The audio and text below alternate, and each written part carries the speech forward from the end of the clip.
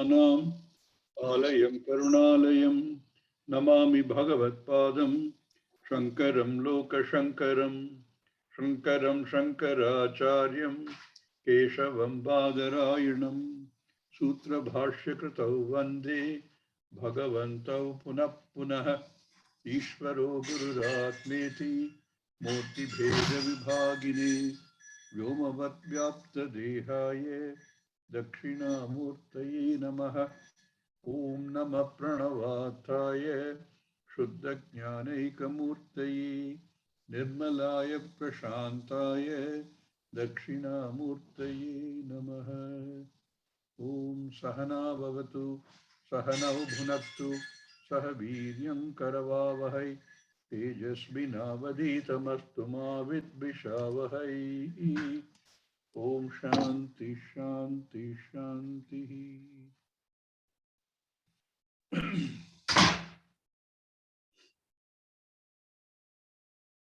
Somebody wants to know the concept of Paramarthika Jiva, Vyavaharika Jiva, and Pratibhashika Jiva. This is dealt in the text from verse 32 onwards. The text is called Dṛg-dṛśya-viveka. It's one way of looking at understanding the reality. One prakarana. What is a drik is what is seen. And what is drsya is what is seen. And what is drik is the seer who sees that. And that prakarana is taken to show that everything that we see, we perceive, see meaning in any sense, cannot be the truth, it cannot be the reality. Because there is a seer who sees. And the way it is structured very beautifully is that everything that you see is drsya, and the eyes that sees is drik. The eye sees it. Because the drsya has many varieties, changes all the time. Drik is one eye, sees all of them. That drik eye also becomes drsya because that also undergoes all kinds of changes.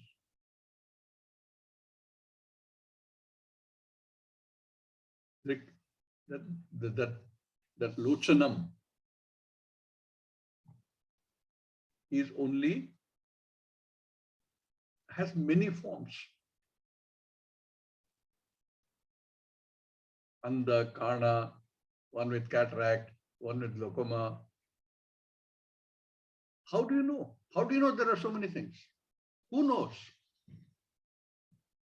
Because there's now drsya, it has so many forms. That which understands that the eye has so many forms is a drik for that eye. And that he says the manas, which receives all the input from all these senses and processes them.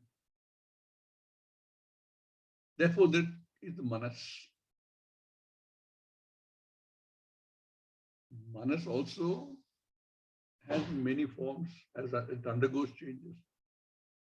Probably faster than anything else. Keeps changing all the time. There was an ad of IBM, a series of ads, which showed that they are flexible. And the ad tagline was change of plans. So somebody is planning, change a plan, change everything. The manas is even faster in the way it changes than IBM. Who knows that the different changes in the manas are there? Somebody must be a drik for that, because now manas has become a dṛśya. That he says is the buddhi. Buddhi sees the changes in the Manas, therefore Buddhi becomes Dṛk, Manas becomes Dṛśya. Then he says even the Buddhi keeps changing decisions. Who sees those changes? We keep working like that. There has to be something which will never become Dṛśya, which will never change. And that he calls Sakshi. And then there's a whole lot of explanation of the nature of the Sakshi. The second part of this, which really is not directly related to the first part, where the author, in fact, therefore, there's a conjecture that the second part, 32 onwards, was written by a different person, where he talks about three concepts of jiva: a paramarthika jiva, a vyavaharika jiva, and a pratibhasika jiva. Now, if you look at any human being, generally, we divide everything into two categories: I, non-I. I and everything that is not I.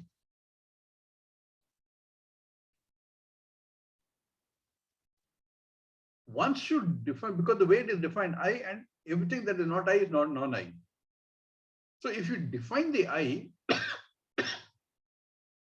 then automatically everything else known, unknown becomes non-I. Only two categories. We start with saying whatever is contained within my sharira is I. That's how we start. And that is how most human beings, and any being for that matter, identifies I. A few human beings alone, no other being, no animal, none of the others, goes into analysis saying, is that correct? If the body is I, then I am born, I go through all the changes, and I die.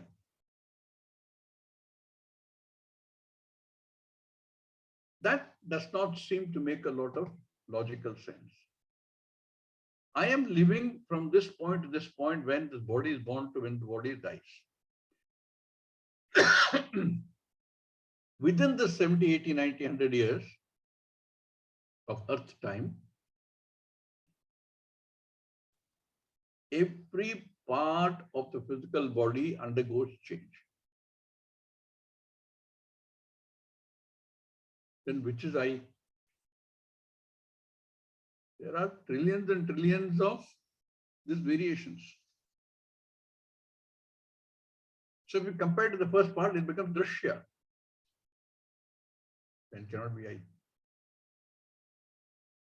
Similarly, the senses cannot be I. Changes all the time. The mind cannot be I. Changes all the time. So if you look at this and say the combination of the physical body, the subtle body, my senses, everything together is I, that is subject to a lot of changes, a lot of variations. I. Karya Karana Sanghata, it's called in Sanskritam. In English, we say body, mind, sense, complex, the whole thing. And a little bit of vichara, a little bit of thinking. Some few human beings, only human beings, come to the conclusion that the way I defined I doesn't seem to be correct. If I, as defined by me, is not correct, then non-I is also not correct. Somehow I have defined I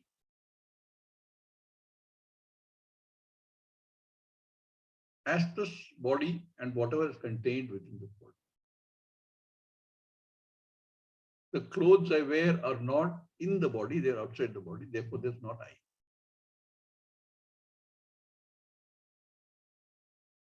Okay. Then what is I? Very difficult for the person to arrive at an I. Could it be the I sense? I have an ahankara, I-ness. Sometimes translated into English as ego. Can that be the I?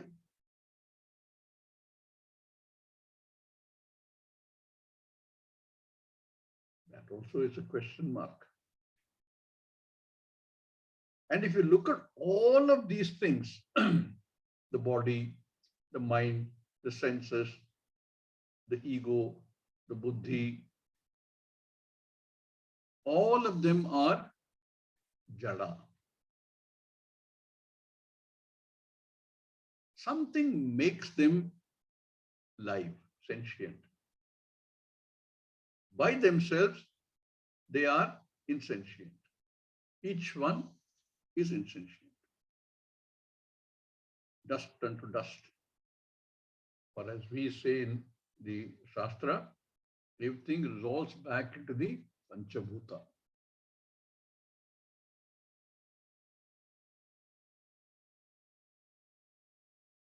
Could what is alive be the I?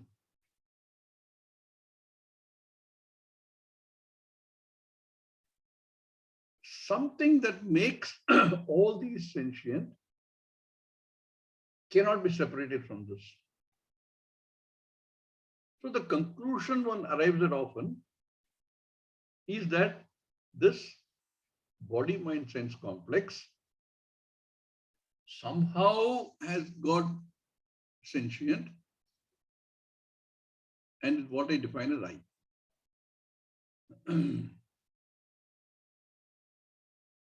Now the person studies a little bit and has heard the word jiva. But what is the jiva?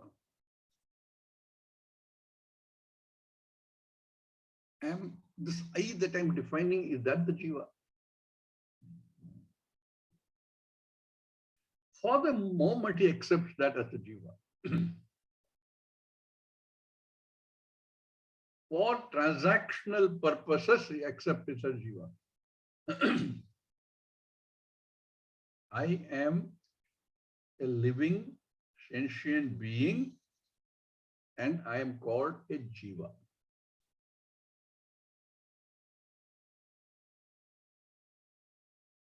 Then everything else becomes non-I.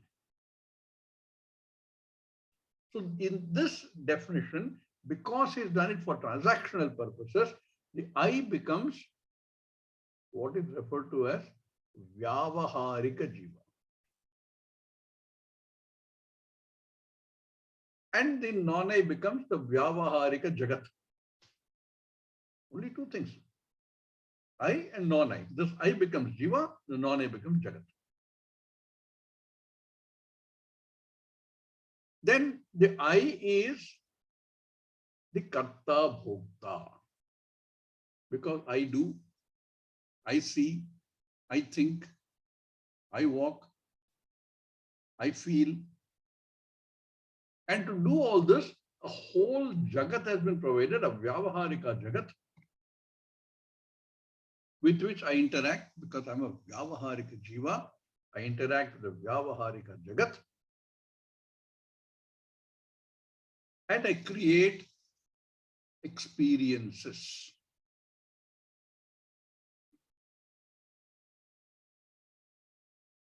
That is how we start. Vyavaharika jiva, vyavaharika jagat, then the transaction between them, and I create experiences, all of which is vyavaharika, transactional or empirical.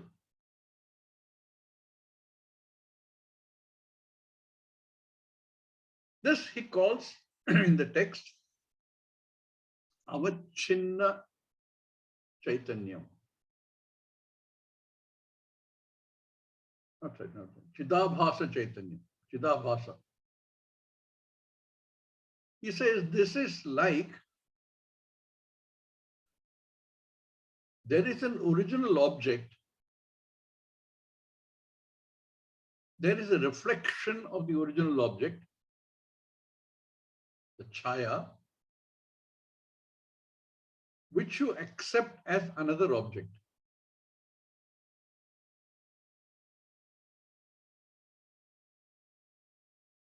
That because of its properties that it borrowed from the original object, whatever the original object was, in a Laukika sense, you can see whatever original object reflected in the mirror has the same size and shape, color, etc. Although the left and right become interchanged. I accept that as I. Because there is only one Chaitanyam, which, because I have a Sukshma Sharira, which has the ability to create a Chidabhasa.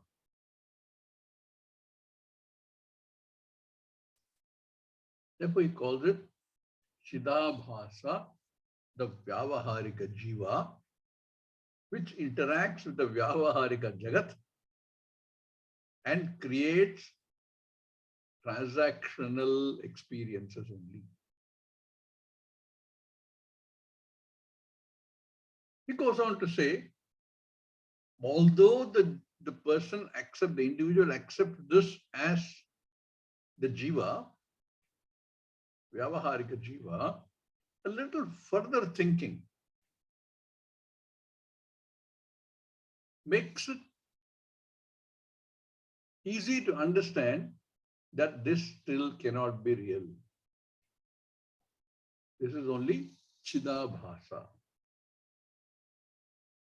And to do that, he says, let us look at another aspect of Jiva, another perspective of Jiva,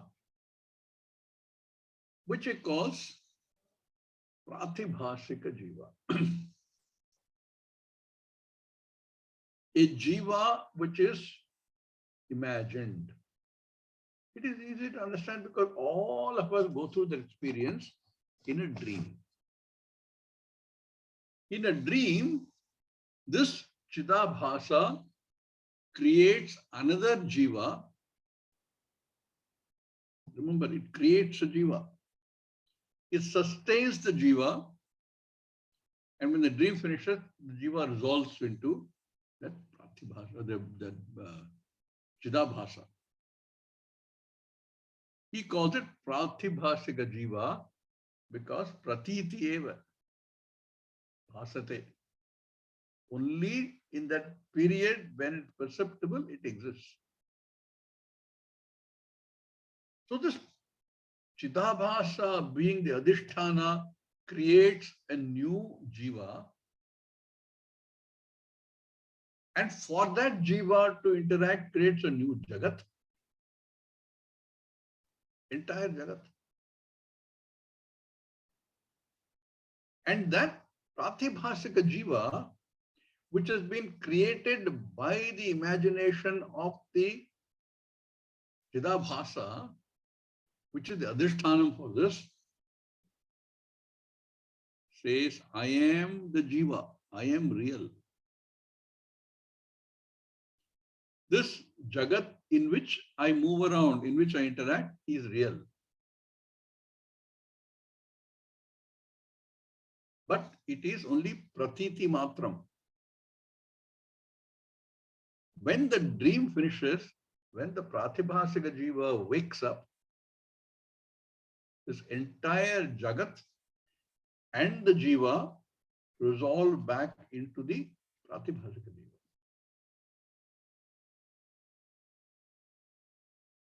Because we are able to see it within the Vyavaharika Jiva, there is Swapna, then there is Jagrat, then there is Swapna, then there is Jagrat.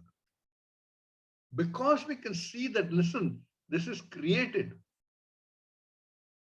sustained, and samhara happens. This is not real. From what perspective? From the perspective of the Chidabhasa, of the Vyavaharika Jiva. He recognizes both the Pratibhasika Jiva and the Pratibhasika Jagat as not being real.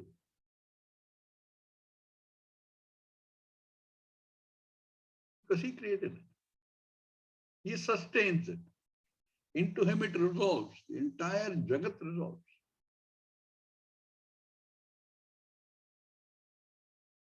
So that Pratibhasika Jiva and Jagat and all the experiences that are created in the Pratibhasika Jagat, between the Pratibhasika Jiva and Pratibhasika Jagat, all of them resolve into one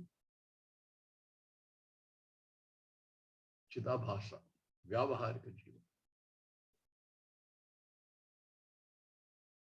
Therefore, there is no subject. Pratibhasika Jiva is a subject. No object. Pratibhasika Jagat is the object. And no experience or interaction between them. All of them resolve to only one. This he is able to understand. The Vyavaharika Jiva, who assumes that I am real, this Vyavaharika Jagat is real, can see that the Jagat I create and the Jiva I create, both of which are Pratibhasikam, Pratiti Matram, cannot be real. And because he can see that, some of this Vyavaharika Jiva question further. If that whole Jagat, the whole Jiva and all the experiences therein are not real, are projected, are kalpita, is it possible that this Vyavaharika Jiva and the Vyavaharika Jagat and all the interactions there and all the experiences there, all of them also are of a similar nature?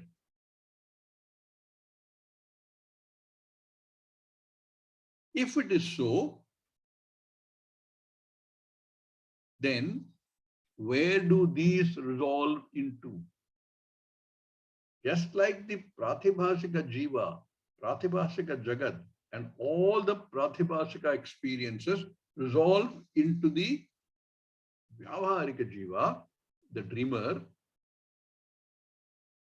If the same logic can be applied to the Vyavaharika Jiva, the Vyavaharika Jagat, and all the Vyavaharika experiences, where do they resolve into? What is adhisthānam for them?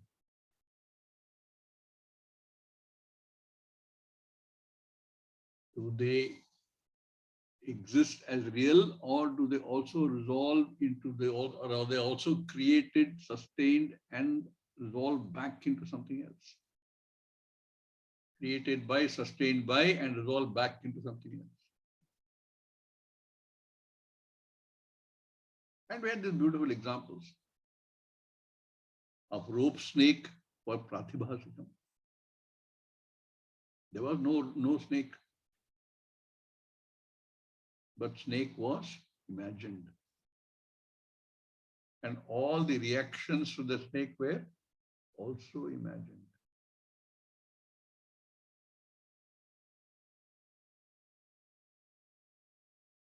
And then if you look at the Vyavaharika also, it is possible to look at examples, which is what Shastra does. Clay pot. Where is the clay? Just like you say, there is no snake in your Pratibhasika Jagat. Here, where is the pot? Because pot is dependent on clay. If you remove all the clay from the pot, where is the pot?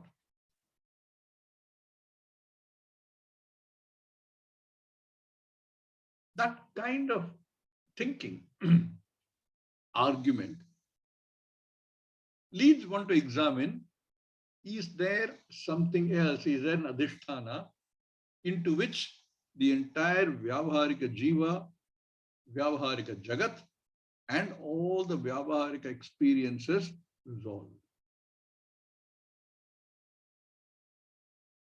He therefore says there is a third Jiva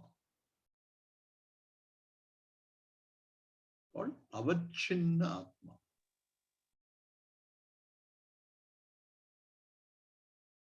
The Pratibhasika is clearly kalpita. No difficulty understanding that.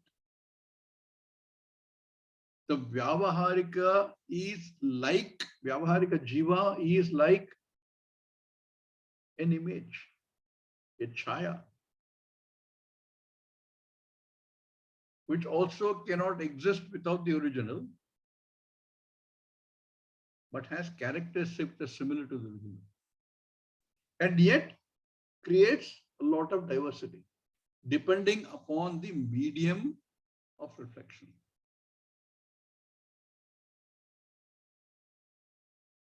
So you have multiple Vyavaharika Jiva, just like you had multiple Pratibhasika Jiva, all of which resolved into the Vyavaharika Jiva at the end of the Swapna. You create here multiple Vyavaharika Jiva, all of which resolve into their adhisthana called Paramarthika Jiva.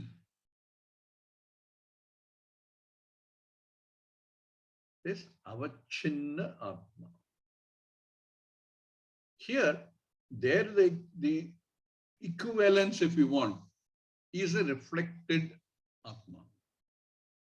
No real Atma. Real Atma, wherever it is, I see only reflected Atma. And I transact with the reflected Atma.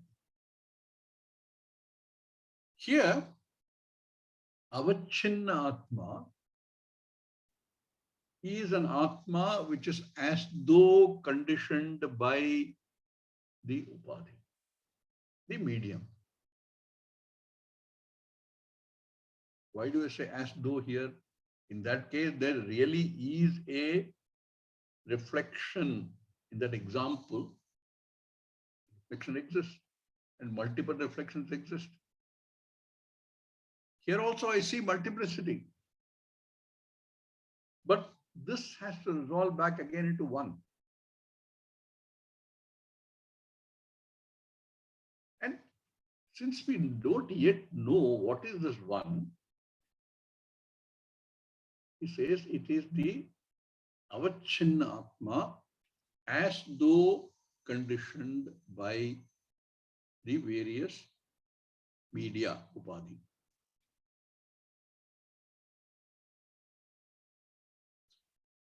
It is as though because it is like space. Space cannot be conditioned or contained by any container. Space is indivisible. Whereas we saw in the case of the Chidabhasa, the same Chit seen in different reflections are different. They hold different properties. Whereas space is indivisible. You cannot say the space contained in this.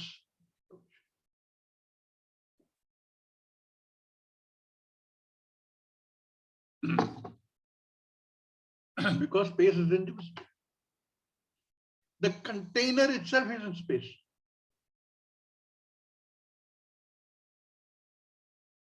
The walls of the container are in space. So you cannot say that space is divided by or conditioned by. It is only as though divided. So you have a ghata, and you say there is ghatakasha. Akasha is space. But this ghatakasha can only be as though. Ghatakasha is not a separate entity. A small pot, big pot, whatever you use to try and condition akasha, space. Space cannot be divided. Like that, this avachinna atma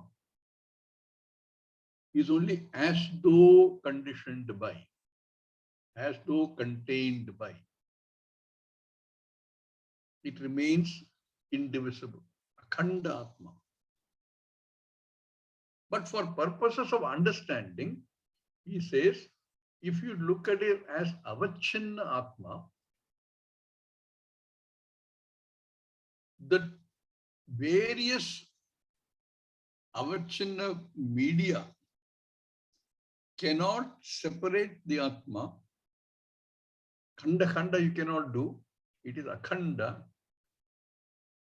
It is the same atma.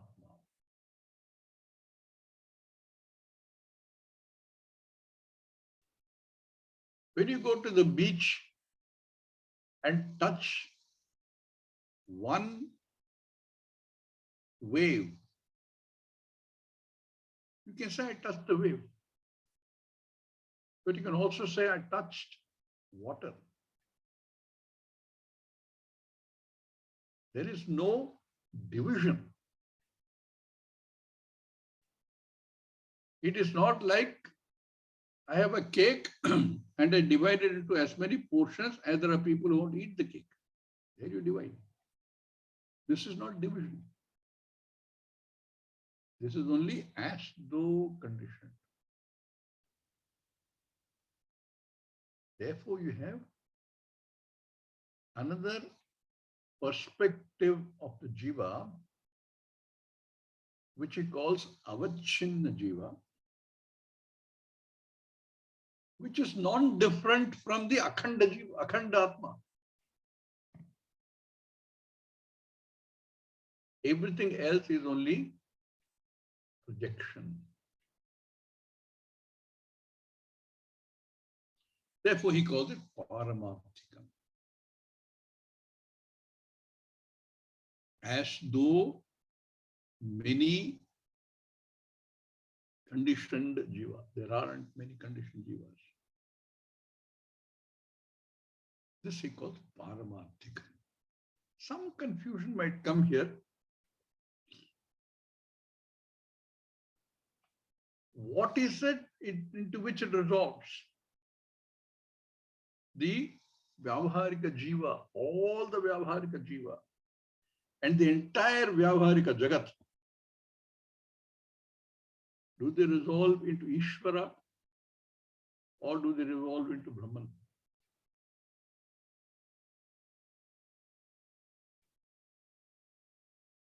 When you come to this portion of the understanding, there is only Brahman. There is Brahman, there is Ishvara, Brahman as though conditioned by Maya, and there are these jivas as though conditioned by Ajnanam. There is only Brahman. It is the only adhishtanam for everything. The entire vyavaharika jiva, vyavaharika jagat, known, unknown, near, far, everything. It is not wrong to say they resolve into Ishvara, nor is it wrong to say they resolve into Brahman.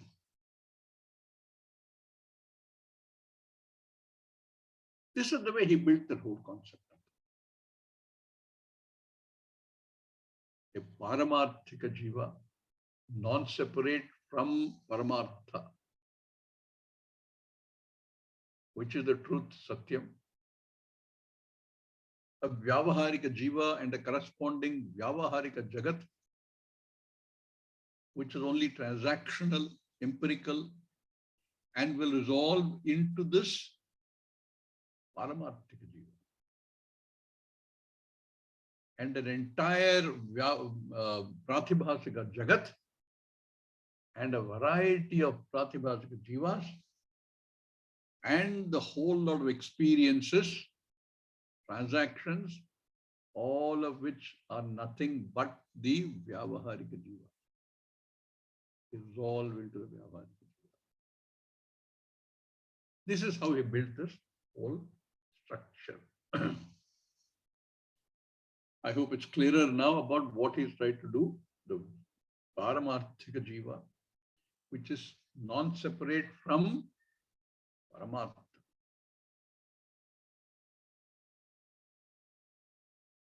Parameshvara. The Vyavaharika Jiva, while it is there, looks like many separate ones, all resolve into this Paramarthika Jiva. Each one creates multiple Pratibhasika Jiva and Pratibhasika Jagat, all of it resolve into the Vyavaharika Jiva. And this whole lot of Vyavaharika Jiva, apparent Vyavaharika Jiva, all resolve into the Paramarthika Jiva.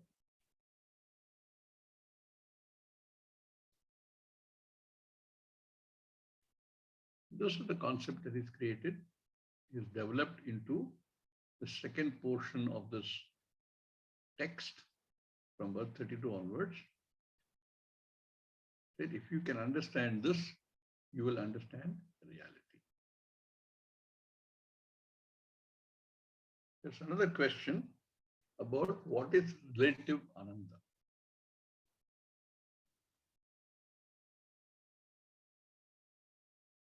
We are in this Vyavaharika Jagat.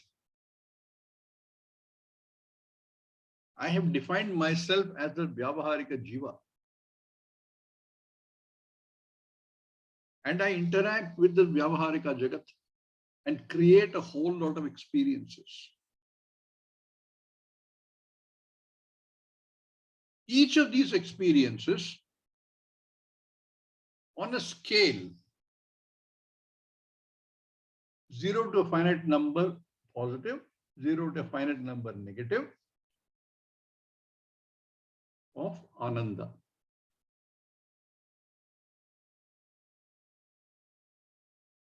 Each of these experiences, which are all Vyavaharika, is an interaction between the Vyavaharika I and the Vyavaharika Jagat, creates a range of Ananda, all of which is Vyavaharika, relative, empirical. I gain this on the scale, goes from 0 to finite number and 0 down to a finite negative number. All of it are bunched into one scale called relative Ananda.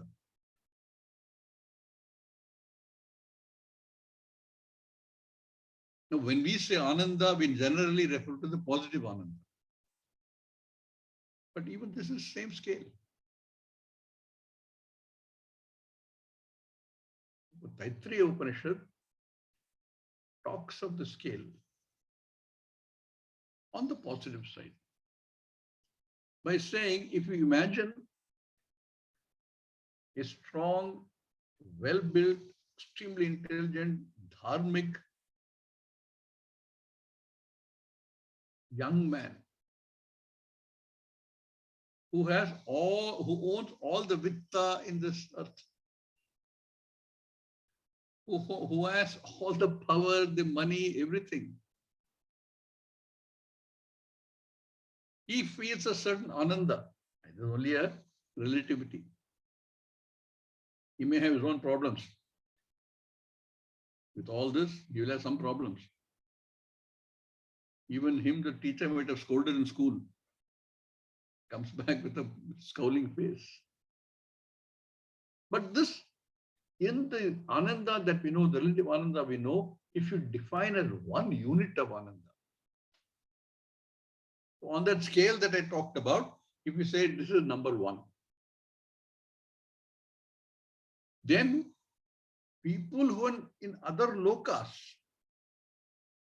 9 other lokas he talks about, let us say in the next loka, 100 times is Ananda. This is called Manushya Ananda. Then various other steps, Devananda, Gandharvananda, etc., etc., etc. Each 100 times more than the previous Ananda. At the end of which, with a lot of zeros, 100 to the power of 9, of this one Ananda which we can't even hope to gain, it is still finite. What we are looking for as human beings is unlimited Ananda. However large the number is, it is still relative finite Ananda.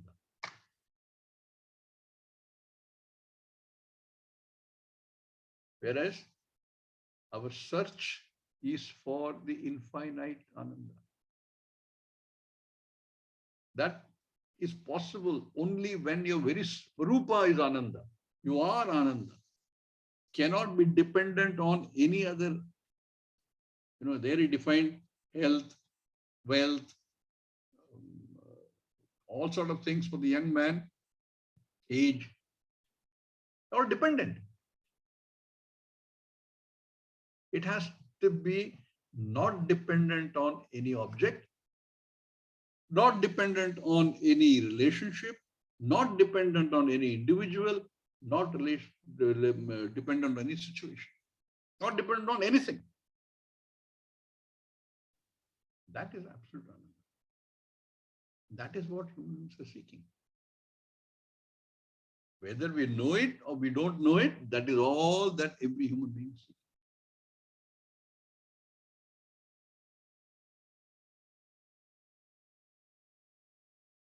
But relative Ananda is important. To understand that there is a possibility of infinite Ananda. And that possibility is distant only because, only if, on condition that I am Ananda Swarupa.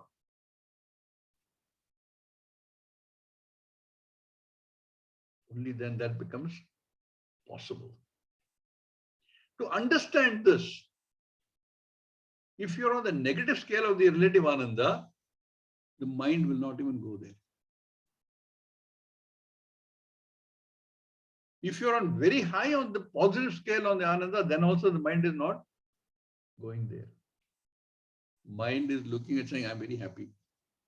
Okay, I have some problems, I have some dukkha, I have some grief, but overall I'm very happy. So mind doesn't even think of that kind of absolute Ananda.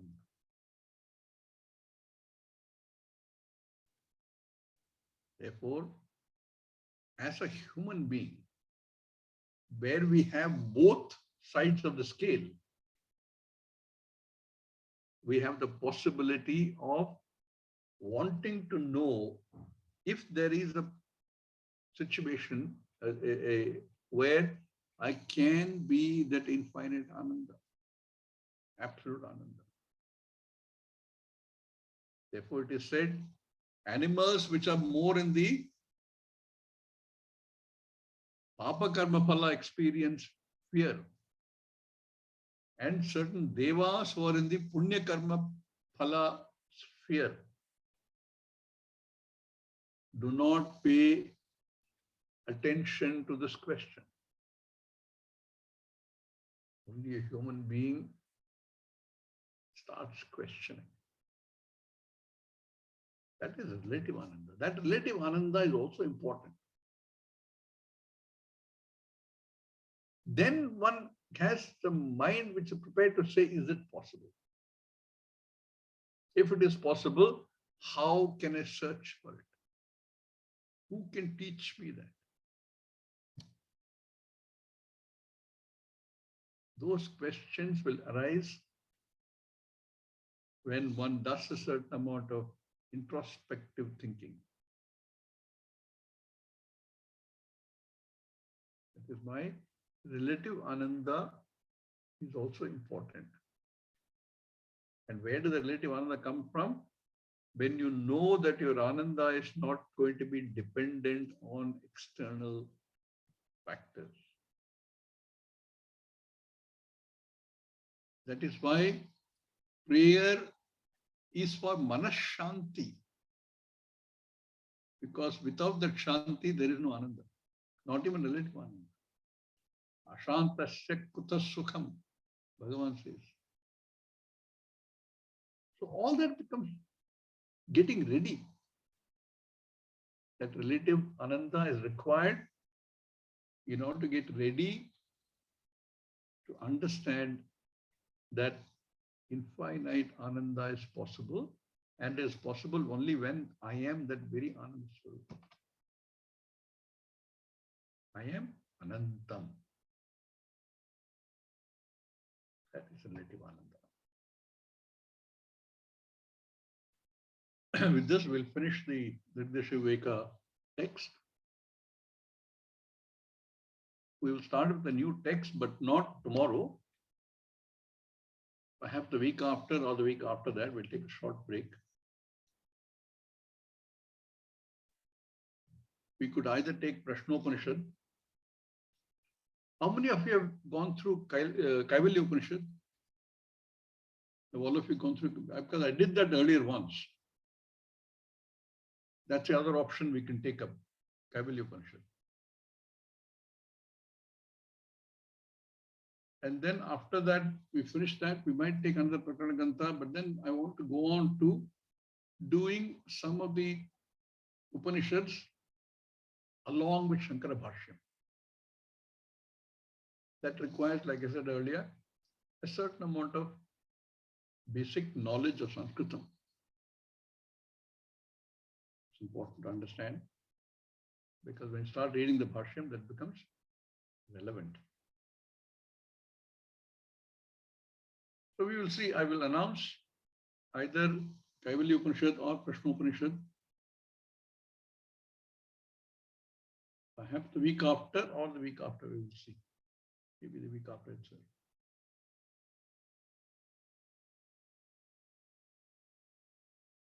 And if you think there are others who are interested, who may be interested in learning. In fact, if there are a large number of other new people, I would like to start with something like Kaivalya Upanishad. It's easier to grasp. So depending upon the kind of responses we get, we will pick on either Kaivalya Upanishad or Prashnopanishad.